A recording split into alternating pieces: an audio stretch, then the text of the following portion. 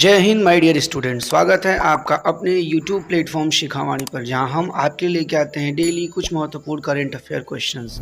तो अपना समय बर्बाद किए बिना आज 14 अप्रैल क्वेश्चन की तरफ बढ़ते हैं। हमारा आज का पहला क्वेश्चन है, हाल ही में किसने भारतीय संविधान के डोगरी संस्करण का पहला संस्करण जारी किया? तो किसने किया? किरण रिजिजू ने भारतीय संविधान के डोगरी संस्करण का पहला संस्करण जारी किया। चलते हैं अगले क्वेश्चन। हाल ही में गृह मंत्री अमित शाह ने कहाँ वाइब्रेट विलेज प्रोग्राम लॉन्च किया? तो कहाँ किया? अरुणाचल प्रदेश में इन्होंने लॉन्च किया है। अब अरुणाचल प्रदेश की बात है तो ईटानगर इसकी कैपिटल है, पेमा खांडू इसके सीएम है और गवर्नर के पटनायक है। रक्षा मंत्री राजनाथ सिंह ने अभी हाल में अरुणाचल प्रदेश में सियोल पुल का उद्घाटन किया और अरुणाचल प्रदेश में वालोंग मेले का आयोजन किया गया। चलते हैं अगले क्वेश्चन की तरफ। हमारा अगला क्वेश्चन है, हाल ही में असम चाय के कितने साल पूरे होने पर गुवाहाटी में चाय नीलामी केंद्र जश्न मनाया गया? तो कितने?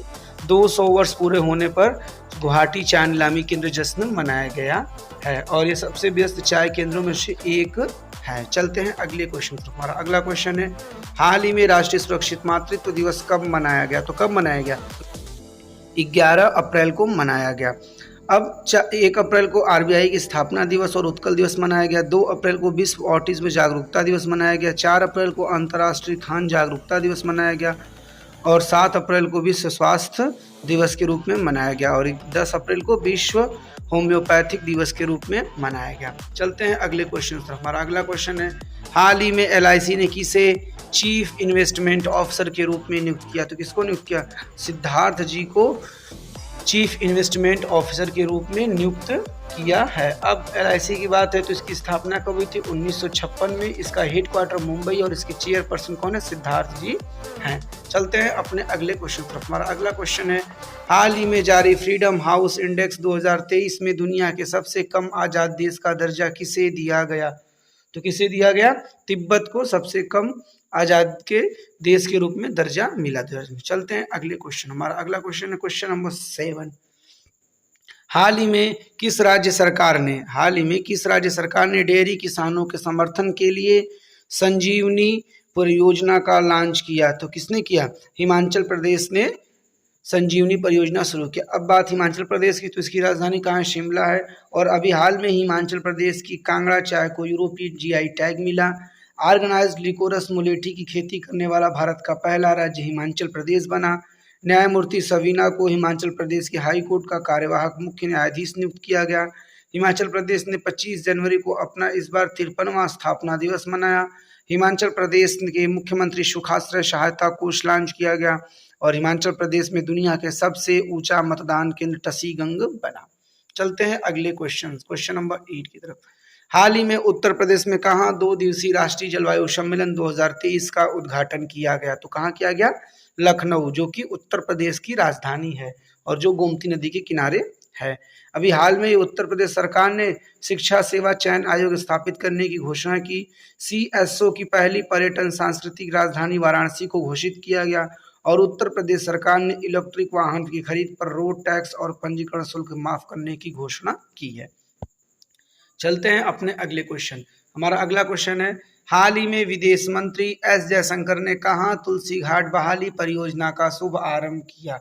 तो कहाँ किया? युगांडा में किया। अच्छा, ये तुलसी घाट कहाँ? तो ये बनारस है, बनारस में, और इसी का बहाली परियोजना का शुभारंभ कहाँ किया? युगांडा में।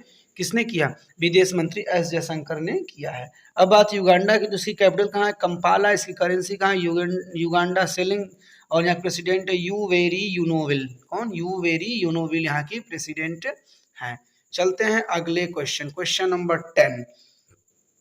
हाल ही में टचलेस बायोमेट्रिक सिस्टम विकसित करने के लिए किस आईआईटी ने यूआईडीआई के साथ साझेदारी की है? तो किसने किया है? आईआईटी बॉम्बे ने उराई के साथ टचलेस बायोमेट्रिक सिस्टम विकसित करने के लिए किया है साझेदारी। अब बात है बॉम्बे की आईटी, तो आईआईटी मद्रास ने दूध मिलावट को पता लगाने के लिए उपकरण विकसित किया है। आईआईटी रुड़की ने वैज्ञानिक के नए जीवाणुरोधी अणु IITR 00693 की खोज की। रिलायंस लाइफ साइंसेज को आईआईटी कानपुर के जीन थेरेपी टेक्नोलॉजीज की लाइसेंस होता है। अब उदई का पूरा नाम क्या है? तो उदई का नाम है unique identification authority of India. चलते हैं अगले क्वेश्चन तरफ। क्वेश्चन नंबर 11, हाल ही में कौशल विकास और उद्यमिता मंत्रालय ने कहाँ राष्ट्रीय शिक्षुता मेले आयोजित किया है? तो कहाँ के? राजस्थान के उधमपुर में किया है। अब बात राजस्थान की है तो इसकी कैपिटल कहाँ है? जयपुर। इसके मुख्यमंत्री अशोक गहलोत है, इसके गवर्नर कलराज मिश्र हैं। भारत की प्रथम व्यवहार प्रयोगशाला जयपुर में स्थापित की जाएगी और MSME औद्योगिक प्रदर्शनी और मेले का उद्घाटन कोटा में हुआ।